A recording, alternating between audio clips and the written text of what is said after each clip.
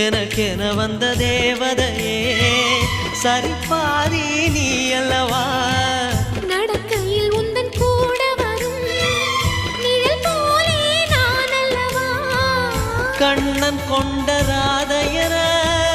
ராமன் கொண்ட சீதையர மடி சேர்ந்த பூரதமே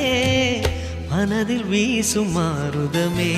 நன்றி சொல்ல உனக்கு வார்த்தை இல்லை எனக்கு நான் தான் மயங்குறேன்